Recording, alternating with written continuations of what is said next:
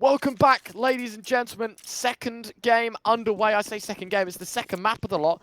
Let's get into the action. It's very important to note, of course, for Monte.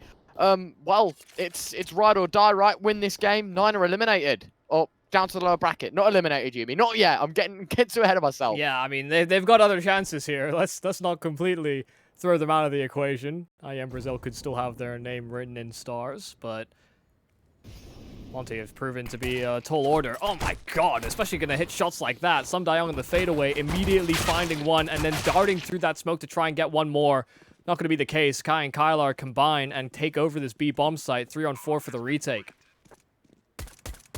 Monte locked out. Lots of work to be done now to try and settle the chances and settle the round in their favor. It's a nice shot out of kRaSnaL. Warrow a second. Kylar trades. They know there's a player close to Jens. It's just about swinging, and it's good tune between one another. Good cohesion to find it. kRaSnaL finds the follow-up. And of course, what better way for Monte to kickstart their campaign on the 51 floors of Vertigo than to deliver a retake as sublime as that one. I mean, to have lost out in the numbers and still be able to claw back that advantage. You could see 9 thought they had a cohesive enough setup to deal with it, but I don't know. Something about the Monte players is just so good at taking fights and closing distance before your opponent realizes it. Any small gap, any lull in the action is not exactly what it seems. 9 had to keep their wits about them and just couldn't when it came to defending that site. Still, the extra money will go a long way to allow them to reinvest. SMGs and a Galil will be a part of the arsenal. The upgraded pistols are certainly nothing to scoff at either, but Monte should be able to dispatch of this. Some very solid control over towards a ramp, and with that smoke down, it's only going to deny vision and deny information for both sides of the lot. Another smoke that's down is only going to further stall the action, but that's because middle is where 9 are going to make their presence known, darting over towards B once again, and they get nothing for their efforts. 3 kills, and sure, there's a consolation right back, but bomb drops atop side of Con. I mean, there's just no way they're getting their hands back on this package, and kRaSnaL make sure of that fact. Second round, and only having that one casualty, they legitimately lost more to USPs. They have lost more to no buys than even that force buy from 9. Always have to do someone dirty, don't you, Yumi? It's just nice to know. Yeah, well, you're hitting them with facts. Is there any need, you know? Can you not spare them their lives? Anyway, ladies and gents, back into the action. Monte, second round on the board. Should just be a third in collateral to the previous force by dismissal. Can't stay 2 on the money. Warrow has found the first with the MP9. I was going to say money starts to be built up by this SMG. Already 50% of them removed, though. At least the T side are able to fire back with these Deagles. Any damage here is a positive. Maybe not so much onto Warrow and kRaSnaL as they've got lesser weaponry, but certainly bringing economy out of those CTs. It's a hard one to build up, but once it's there, you know, it's an even harder job in getting rid of it.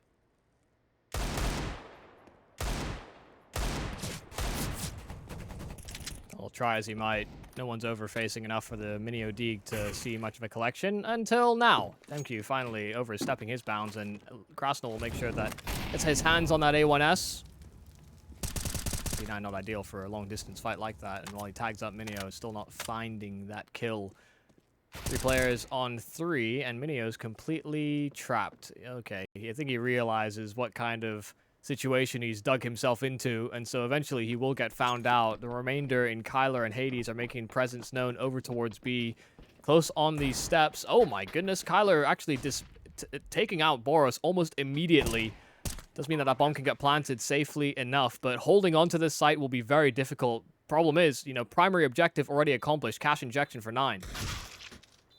Oh my word, how is this damage getting so out of hand? 1v1 SDY, he falls to the hands of Hades, and it's on an eco yet again. More disruption brought to the floors of Vertigo with just Deagles, and an embarrassing turn of events out of Monte. Not ideal at all. And there will be a quick tech pause, do believe. Observer might have disconnected, which is why we were hovering a little bit in middle, Yumi. But Yep, at the end I of the think that's day, exactly what happened. at the end of the day, it matters that the kills come in and that Monte have been challenged. As I said, well, it's not terrible from the CT side, you know. I guess it's like if there is a round to lose, it'll be one that you have money in your pocket. So that's a promising factor. But for 9, that's a round they should never have been introduced in. Never mind won it. Yeah, and the thing is, they knew where and what kind of control 9 had in store for them. You know, they had presence towards bottom A. They weren't over pushing over towards B either. They were cautious about middle as well. But even in spite of that, you know, we have 2 players that were challenging a ramp, and it didn't look like it was going to be consequential. You know, a singular kill that Minio was able to get, and, you know, he kept a couple more players on the Monte side busy. That didn't seem like it was going to be a massive issue, but as soon as Minio died, the urgency set in for the remaining 9 players, and the fact that he kept those 2 players at A actually made a massive difference. You know, lost control of that site, couldn't actually get in place to help their teammates fast enough. Small things can certainly add up rather quickly. Minio finding a kill on kRaSnaL, trying to be tricky around the smoked bottom ramp, and miss from Waro does allow Minio to get a secondary. An explosive start to the action here for Minio, and even the tag on Waro as he repositions. Not sure if they're going to be within earshot to have heard those tags connect. Still going to be funneled back further inside of the site. 9 have such a significant man advantage. You might even see Monte prioritize saving here because their money's not in a place to rebuy.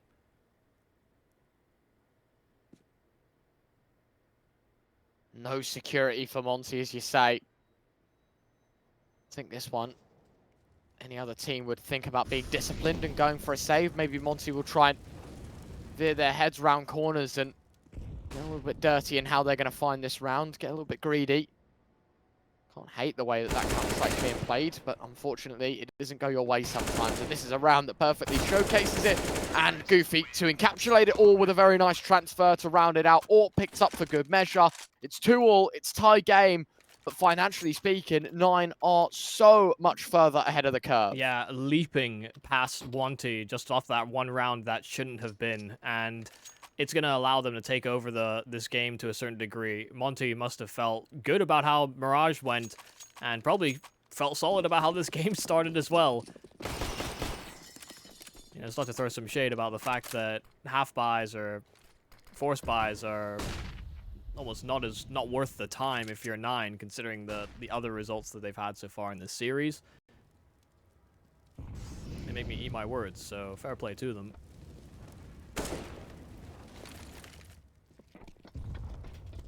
Five USPs. Getting the old detective work going, seeing if they can pick up any traces as to where 9's heading in this round. I guess a good chunk of information knowing that no one's deep towards B is indicative maybe of an A play. But again, Monte don't round up the troops just yet. I think they're waiting to see if find any contact. I mean, Minio was tapping away, trying to find something. Should know that maybe there's a player on boost. This is probably just going to be a 3-2-1, and a Hail Mary swing. We'll find nothing. Waro, unsilenced USP, just for added spice, I guess, Yumi. I don't quite know the reasoning as to why, but why not, I guess. Yeah. 9 will make it a 3rd. It's expected. You get funky with it. Doesn't work, it's onto rifles. Yeah, sometimes variety is a nice thing to add to your life. Variety, the spice of life, in fact. So who cares for silencers? Who cares for USPs in general, to be quite honest? Don't get a whole lot from it. And that's going to allow 9 to just continue building this money as they not only take their way into the lead, but they will also look to retain it. Another reinvestment here for Monte, but they won't have an AWP to combat Hades at distance. Well, standard utility exchanged over towards A, but Demq has struck. Down to low HP, he will survive. Hades still probing over at B with that AWP, and will find Boros caught in transit. Wasn't sure about which part of the site he wanted to set himself up in, but Hades over pushing right into the arms of Sumdai Young. Smoked off for the remainder of the teammates here for 9, and the nades will sail right past SDY's head. Small gap in that smoke for Kylar to try and work around with, try to play with, and SDY is ready on the adjustment. How brilliant is that from SDY? Looking for more as well. Waro and Demq want to get involved in the action. 4 players that survive for Monte. Listen, CT side has been very topsy-turvy, very up and down, Yumi.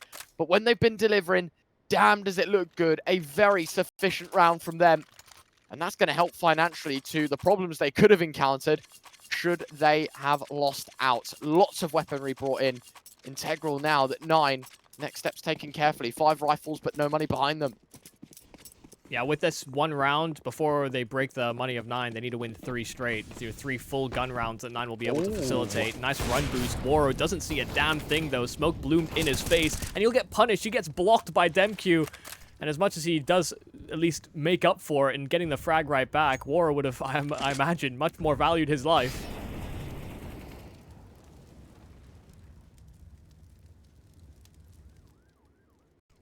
Fortunate, but I guess 4v3, you know, you've got to look at this from the team POV rather than from Waro's, and that is that at least you're walking away with the numbers game in your favor. Not that numbers mean everything in Counter-Strike. I think we've learned that one too many times just today, Yumi. Boros risking his life for info. Flash works for everyone. I mean, it's quite nice if Boros wants to escape with his life. Very nice for 9, who could have lost a lot of their souls if the flash was a little more calculated. Ned goes in deep as well. 9 taking a more passive approach. Can't get a boost right, though, and that's a lot of noise being made. No one within earshot at the very least to punish. Okay, I mean, Minio just can't find the right path. Not even silent about his approach, but I think because of all the noise that's made, they feel like they have to commit beat. Nicely done. SDY yet again, the pillar for Monte towards B as he finds himself a first. Information gathered on a second won't stop him from firing away. Flash is pretty good as well. Goofy forced off, and now it's a matter of time as SDY, the Grim Reaper, it feels like for Monte right now. That's their 4th, and it's his 10th kill in 7 rounds. Yeah, flying up the scoreboard. And, you know, usually when we have players take over games on a CT side start, usually you're expecting it to be A. I think it's the far more dominant side, even if they're, you know, a secondary or a rotator type player. If you're going to see Siege on B, you know, you get to that window just in time as the B hits come in. That's where you can really tally up the frags. Young has been committing himself and his whole body, his whole essence into these bomb sites, sometimes before 9 even get there. And he's still having a significant amount of impact. Not even the one that's instigating a lot of the action. Just always there to close and seal off their fate. 9 will take this time to collect their thoughts. Last buy they'll have in the tank before their money would be reset. And that would allow Monte to get even further away from them. This tide keeps pulling in and out between Monte and 9. I think a much more contestable affair in that regard. Yeah. Mirage may have been closer in the rounds, but in terms of the trend, we seem to be dipping in and out between whether 9 or Monte will succeed. I've got a bit of a topical question for you. Maybe I'll bring it into the next round, because this one's already kicking off with some heat. Key or Kai? God, it's so tempting to say Key. It's not, you were telling me. Yeah. It's Kai, guys, don't forget. The E is an A in this situation.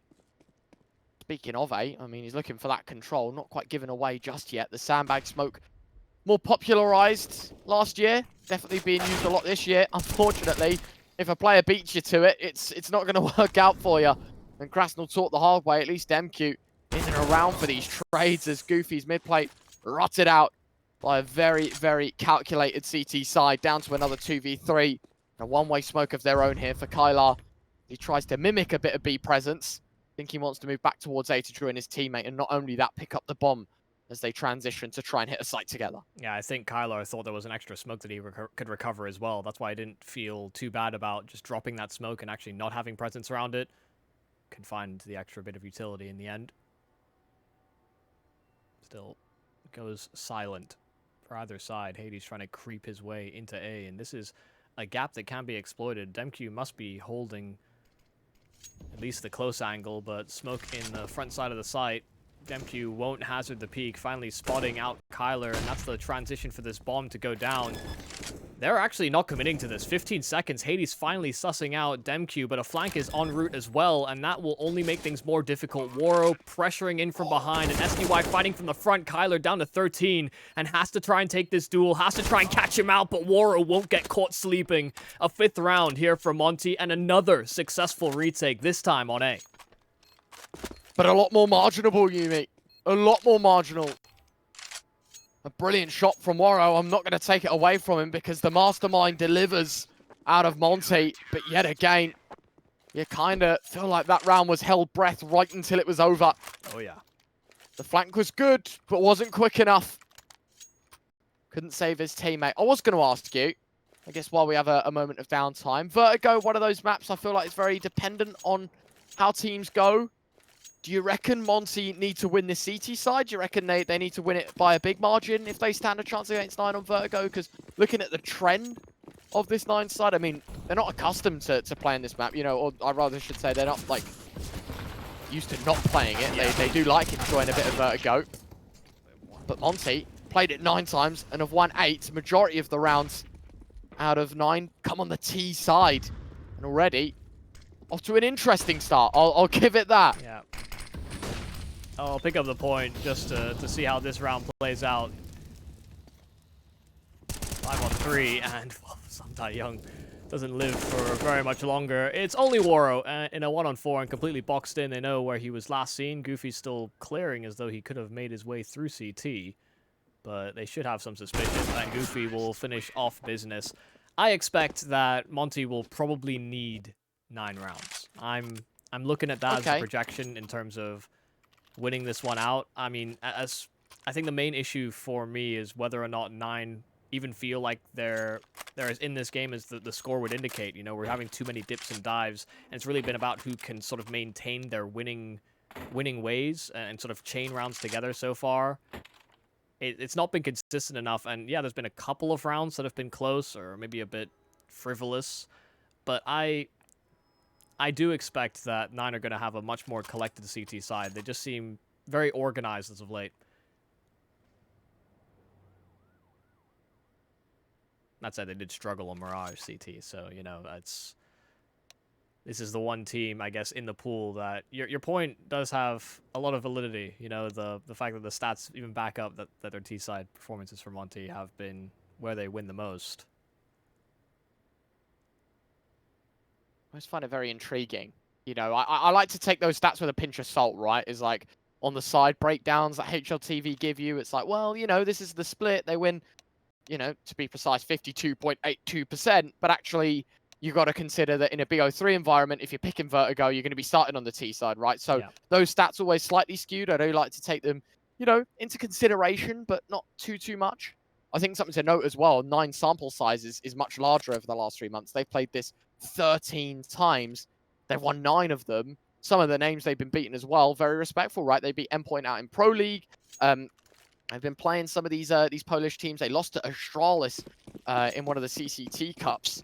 But obviously in these Brazil Open qualies, they beat Sinners, they beat Copenhagen Flames, they beat Partizan as well most recently. Like, a lot of these scalps are quite well respected in Tier 2.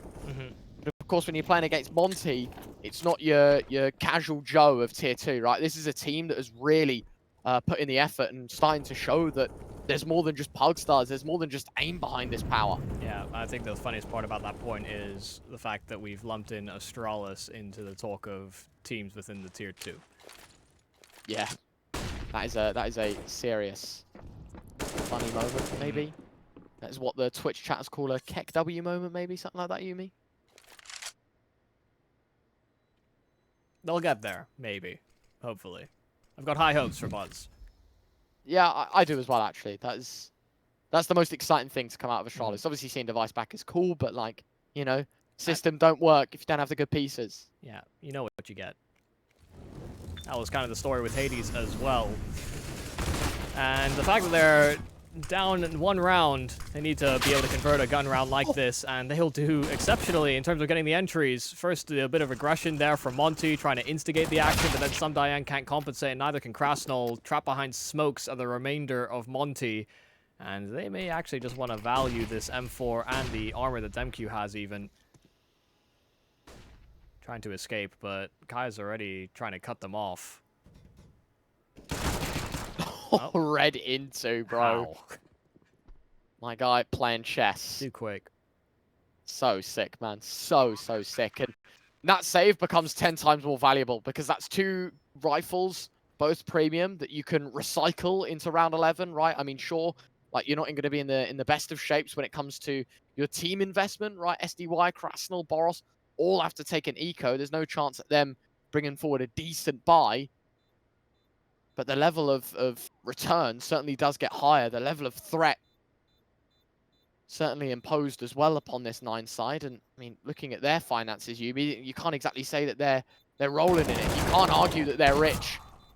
Half of those rifles get sliced out though. Warrow doing a bit more damage, but I think his rifle probably better kept than to drop one of 9's and lose his own.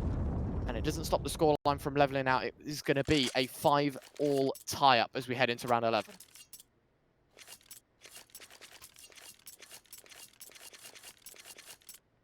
Yeah, I don't think one will quite cut it. Would love to see whether Demke could get up to some heroics, like you were mentioning earlier on Mirage. There have been a few times where Monte have been in positions where their money's not in a great spot, but hey, these guys are, and were, pretty, I think, desirable, almost star-level players at once upon a time. Didn't quite find their feet in rosters. Demke already putting it to work. Finding that one AK and getting their hands on an extra M4 does reinforce this buy. You might even want to cycle that over into Warrow's hands, if not for the fact he's being so aggressive himself. They've missed the timing. Players already creeping their way up ramp, and so Boros loses his life, and the USP's not going to quite cut it. No, no, no. That's not what you wanted to see. USP gets sideswiped as well. Kai as he runs in through gap. Ivy, short, however you want to call it. No name will save Grace here this round. I do feel like it's over, I think. kRaSnaL maybe spotting out a couple of these players towards one ramp. Doesn't expect the one up close. Minio, 2 points of health, Yuumi. Fine, fine margins. But that could have been a difference maker. And that might just be a deal breaker because now it's Demke, 1v3. 45 and the flash does nothing. Kai is up close, and as he throws that smoke, it'll reveal his position. Demke has that one dead to rights. Minio being so low HP earlier on, like you were mentioning, means that Kylar, if he dies, this means this round could just be over like that. Minio has no health to duel, has to try and cross to that bomb, and Demke keeps watchful eyes on it. If that bomb disappears, he knows exactly where he's positioned, but now he's getting suspicious. Where on earth did Minio creep off to? No kills to his name, so no confirmation on his position, but has to be somewhere nearby. Demke will reposition and try and take the angle. Minio finally crossing to that bomb, but Demke reading it to perfection. A 1-on-3 and 4 kills from Demke off of a hero AK brought into round 11. That's sickening to watch. And I really like that at Demke. I've got 30 seconds to talk about it, Yuumi, and I'll explain exactly why he repositions towards elevator. As you said, you get suspicious of the flank, but not to mention, if he's holding that angle narrow from under heaven straight in towards sight, he's on the left eye peak. Minio is always going to have an advantage over him as he swings out into that angle. So Demke knows, it's better to reposition, it's better to swing on my own accord, it's better to take the contact when I want to, rather than holding this angle, because if I stay over extensive towards the back position, Demke 9 times out of 10, even if Minio's on 2 points of health, he will lose. Yeah. 6-5, really smart round, but bottom line, you've got to draw it there for 9, and that is the fact that that's a 3v1, it's one hero AK, and you've just lost every single rifle to it. Yeah, it's a disgusting play, and this is a round that actually could have gone even better for Monte. You know, had that flank from short actually panned out with the USP and the 5-7. They were in recovery mode from the get-go.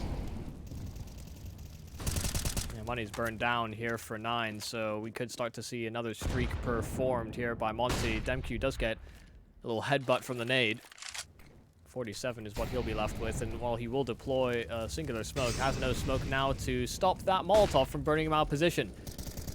We'll take the time to allow it to fade and just retake the spot. So if they want that spot so bad, they want it clear, they have to commit a body out to see it. Boros timed out. He's definitely not playing the game, and Goofy will punish him for getting caught asleep or disconnected at the wheel.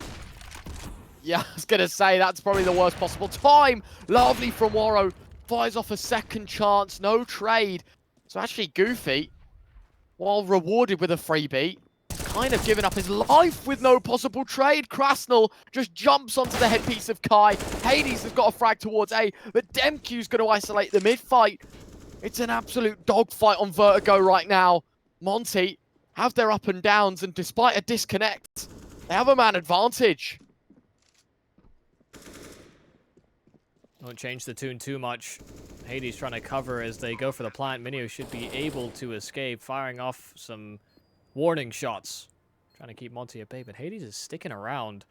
Very, very open duel to try and take this one. kRaSnaL jumping over and getting the info. Demka can peek the low ground and high ground simultaneously. They fumble! They don't line up the double swing in time, and so War on this AWP is left wanting. Nowhere to go, nowhere to hide. Hades knows and has your number. The Glock will finish it off. Hades punishes a big mistake from Monte. They can't line up a timing. Oh my words! Yuumi, that's another one of those clutch scenarios. You know, this time it was a 2v3. Yeah, you had a backup plan, but Hades runs that round solo. As you said, very disconnected on the peak. Double swing from high and from low. You're certain that he goes 1 for 1. Instead, Hades given the time of day to transfer between the angles. And that's enough to put Monte back into financial crisis. 1 M4, a few 5.7s, half Kevlar across the board. But this is a forced investment to try and offset recent success from 9. And I don't see 5.7s being the main threat and being a threat. And that was a round where they were playing without Boros. Not that he's been the most active member of Monte so far. Still, these rounds are close. Some critical performances when necessary here for 9.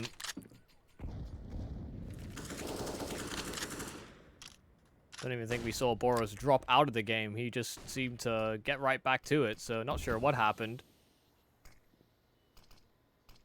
I think he did time out, but he's pretty quick back on. I think by the time he timed out the round, or sorry, he timed out mid-round. By the time he got back, the round was getting started. Just ended. Yeah. So we only needed a few seconds to make sure he was all right. And everything is good to go. Round 13. Yuumi, you're running out of time if you're Monte to secure rounds on the CT side.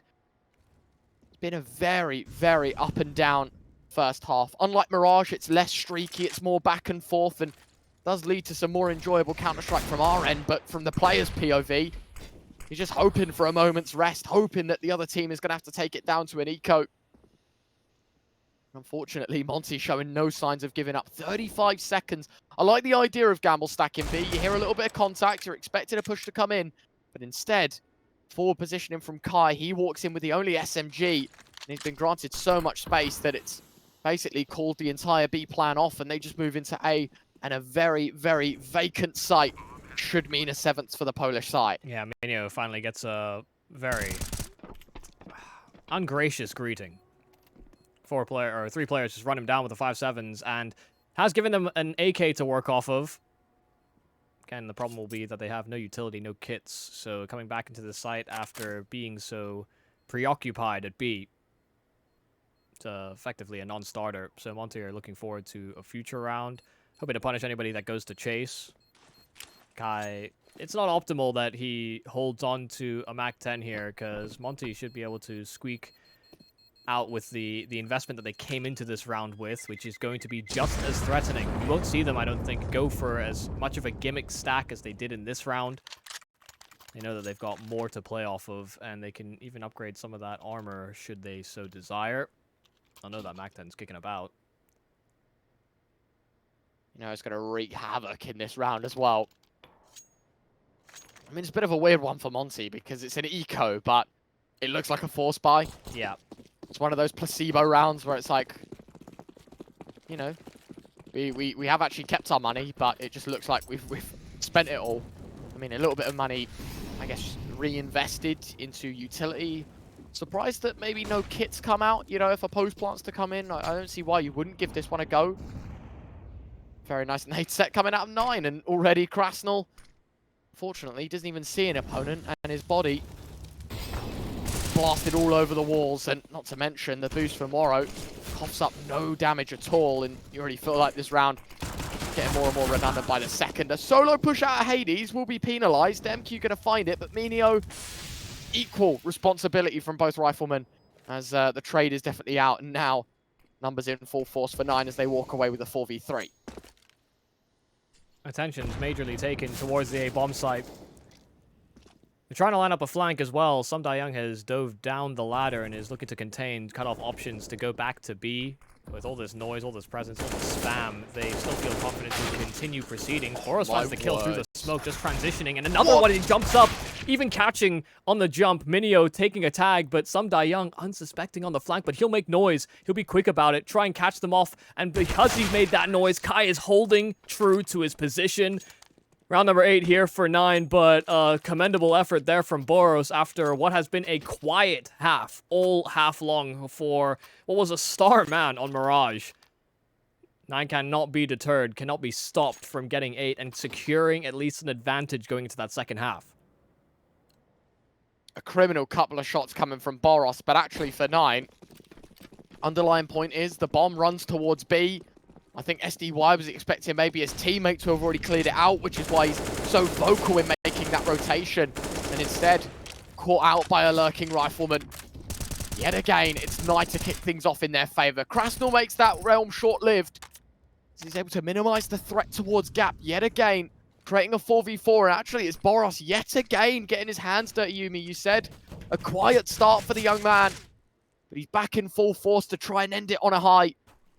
That's a good one to get, because now it's 9 that have to claw back this deficit. It's 9 that have to work back into this round with very limited numbers, because DevQ found another and kRaSnaL up close to find the 4th. That's looking better for Monte. Better late than never. It's 7-8 at the half.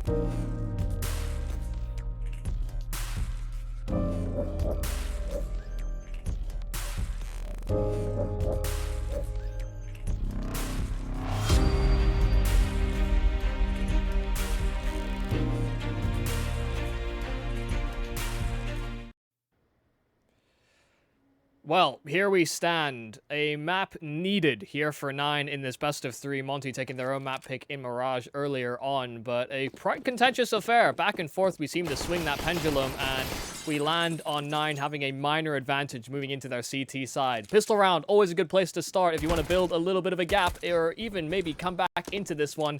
And Kai already spotting a lot of presence over at ramp, so already deterred. Things are slowing down to jumpstart this engine, but now with the smoke down, things are getting interesting here in this pistol. They can secure a plan. Yeah, very cool to see that Monte have access to sight. It's a tap of the bomb. You know, sometimes teams like to get a little bit devilish with a nade or with a molly and lob that one out in the pistol. Don't like how aggressive Kai is there. Solo plays as he tries to work around the smoke. Hades fortunate enough to have his hands quick for a trade. Kylar, where's that double came from? Now it's Boros left. A flank from SDY from CT. This is massive. Gonna try and get on it here. 9 need to just get the defuse going. Nice first shot. SDY connects. Second frag is Kylar's. SDY. Both kills happen, but it's after the buzzer. And it's 9 that extend their gap. You were talking about fine margins, and that's a great opportunity for 9 to extend their lead. 9-7. And also just great recognition there from 9. As soon as they weren't pressured heavily inside of the bomb site, must have suspected that something was up. And just as SDY gave up that footstep, you could tell that 9 were prepared to have to counteract some kind of a flank. Having that smoke down and defusing inside of it, just not enough that Boros could do to delay. CT pistol wins are a theme so far this map. Monte had that great retake on B. This time it's 9 to do the same on A.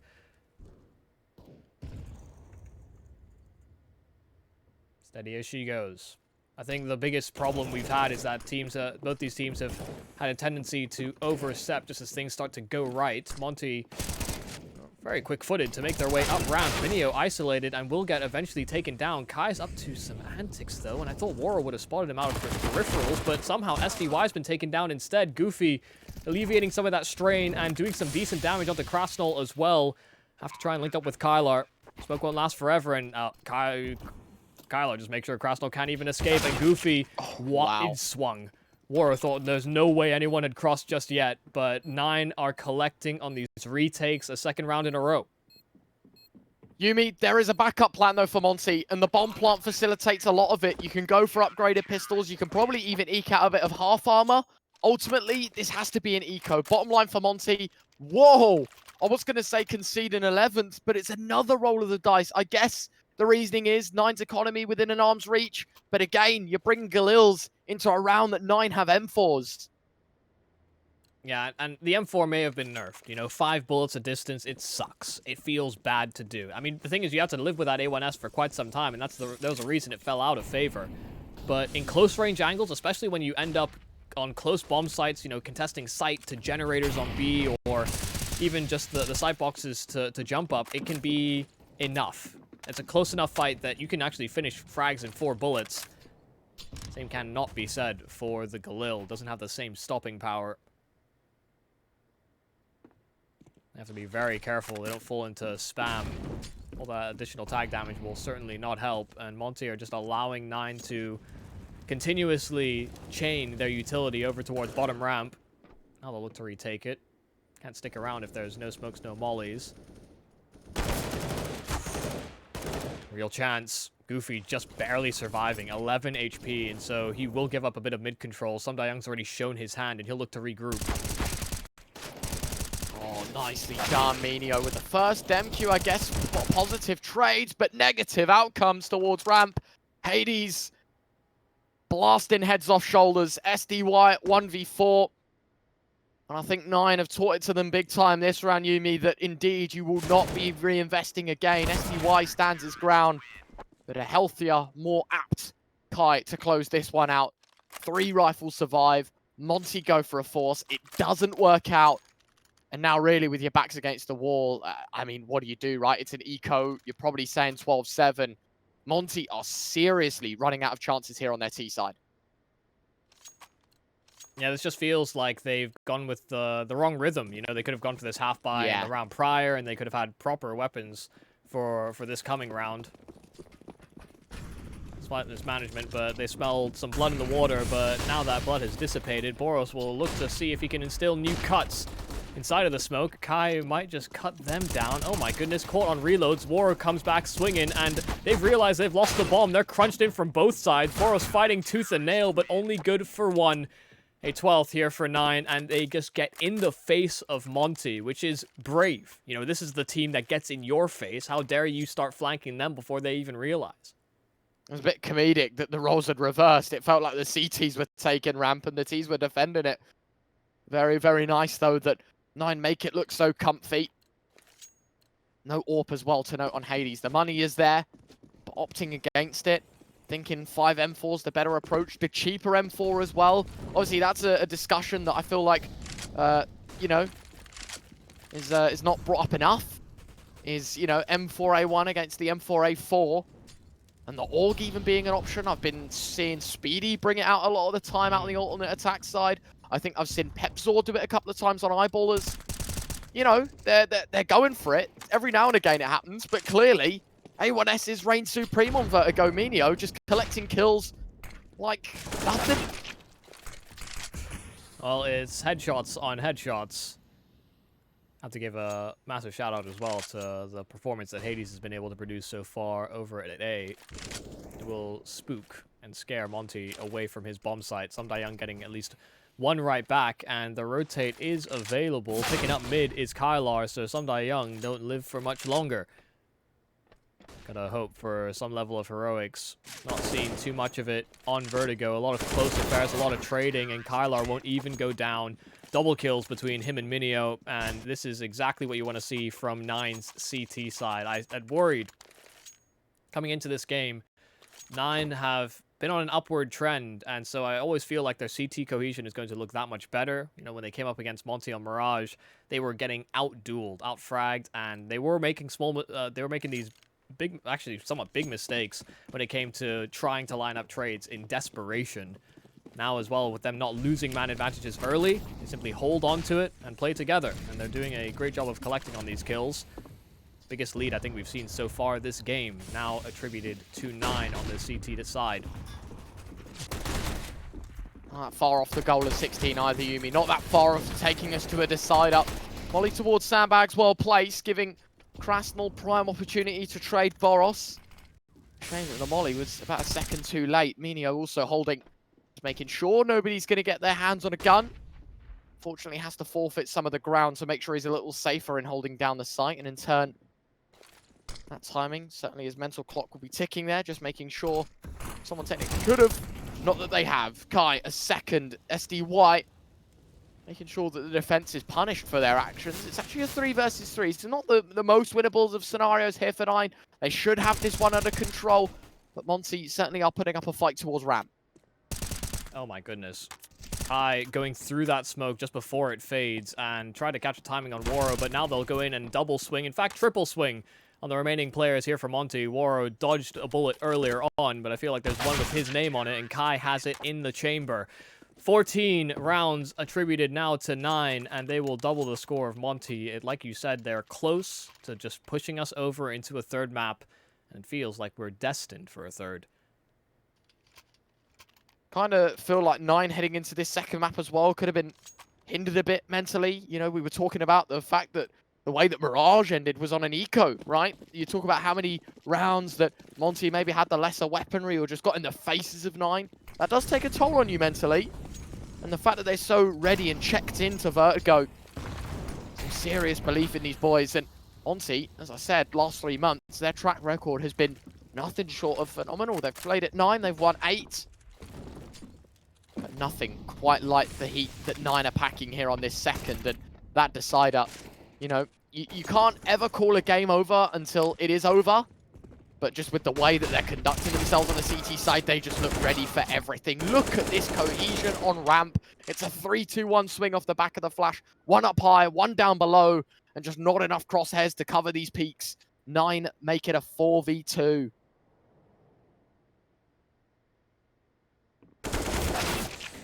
kRaSnaL gets a whole lot of nothing, and for his patience, he's greeted with a double swing. Young, I imagine, will be greeted much the same. It's only fair. Behind double, Kylar will spot him, so Young's position revealed. Now they can set up a containment area. AWP from Hades will look to siphon. And Young could hold on to this AK, but playing for overtime, playing for 8 rounds straight when you've had no real successes here on the T side. Big fat 0 next to that tally. Young has to be wondering where it all went wrong. In fact, he'll simply join his teammates in the spectators. 15 now for a 9, and this just adds so much more security. I think this is one of the things that will differentiate just how we even consider Nuke as our 3rd map in the series. You look at the way that 9 were approaching their T side and how much utility they were using to funnel Monte into sort of more uncomfortable CT side positions. We have yet to see anything even remotely close from Monte. So far, we've just seen bog standard, Molotov at the sandbags, and that's about it. Maybe a flash or two to deter some peaks, but 9 have some great plans, some great fixated setups, and Kai will show exactly that. Molotov even burning one out of the equation before he finishes off with another. Hades is just there, it's quick, and War can do nothing to trade. That smoke is fresh, and while it fades, War only got a glimpse. It's going to be a 16th round here for 9. A 1-on-3 is too much to ask for, and they will not get anything. 9 keep themselves alive in this series, and that moves us into Nuke, and I can only favor 9 when we get there.